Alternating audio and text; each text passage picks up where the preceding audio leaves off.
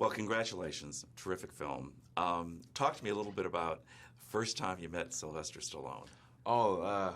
The first time I met Sly, I was in prep on Fruitville, and I got a call from my agent. He was like, "Hey, Sly's got an hour tomorrow. You got to come down." And I was like, "No, I got prep the next day." He was like, "Man, Sly's got an hour tomorrow. You got to come down." You know what I mean? So basically, find a way to make it happen. So I did. And only a few people knew what was going on. But I went down and my buddy Brian Brown picked me up and took me to his office. I walked in and there he was. He was totally different from what I expected. Having seen him play so many movies, especially the Rocky movies, I expected him to be, kind of similar to that character Rocky Balboa. And he's nothing, he's nothing like him. He doesn't walk like Rocky, doesn't talk like Rocky, definitely doesn't dress like him. I was kind of taken aback from that at first, but then I pitched him the film. And then we talked. And I found him to be really, really interesting, man. I didn't think he wanted to do the movie at the time, but I thought, man, what if, if he ever came around to it, I think we could do something really, really, really cool. And that was what that first meeting was like, though. Well, that was great, and of course, it turned out to be a great movie. And congratulations on that. Thanks so much. Michael B. Jordan, of course, such a different film from Fruitvale. Talk about how it was to be working with him again. You obviously have a shorthand, close relationship, right? But this is so different, right? Yeah, it has a few different elements to it. The biggest one is the physical element of this film, and him having to learn how to box and get into the ring with real fighters and do stunt work. That stuff wasn't wasn't as much a part of the last film we did together. He really took the bull by the horns with that, and as soon as the film was a remote possibility, he started working out on training because a big part of it is he wanted to, we knew the character wouldn't really act like Apollo Creed, but we wanted him to at least look like him, and that was a big deal because Carl Weathers was in crazy shape. He was a professional athlete before doing that film, so Mike had his work cut out, but he really attacked it hard, and as far as the emotional work of Adonis, it was very complex too. But I think our relationship before and our history working together helped us find it. Well, you sure did. You sure did. What does the Rocky franchise, first of all, mean to you, and what do you think it means to the millions of fans out there that love this franchise? Maybe so many different things. To me, it's very personal. The Rocky movies they mean my dad to me, because that was his favorite movie. We watched them all the time together.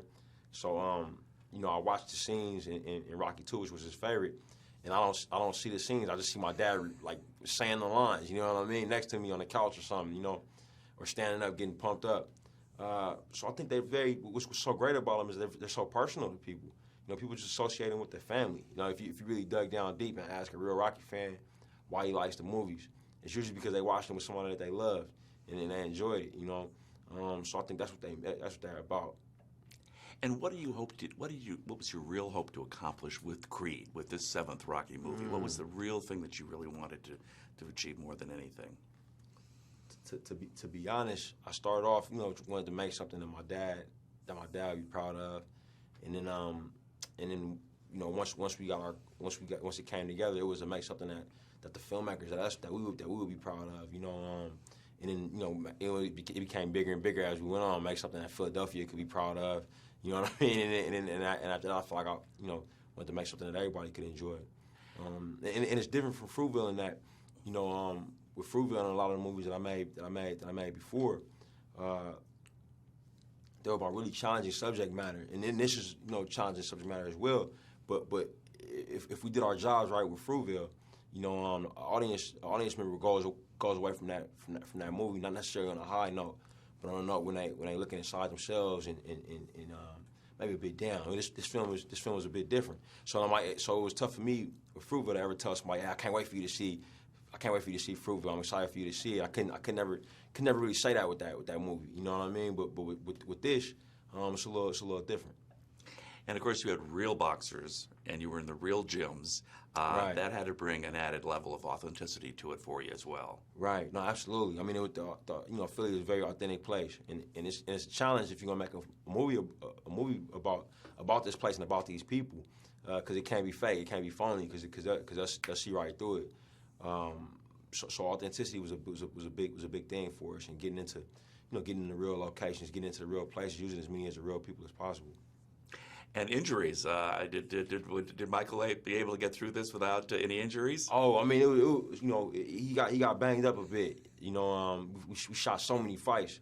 I think this movie definitely has more fights in it than any other previous Rocky movies. Man, he's fighting every 10 minutes in this, and always with real boxers. We were very safe. We got a great stunt coordinator, Clayton Barber.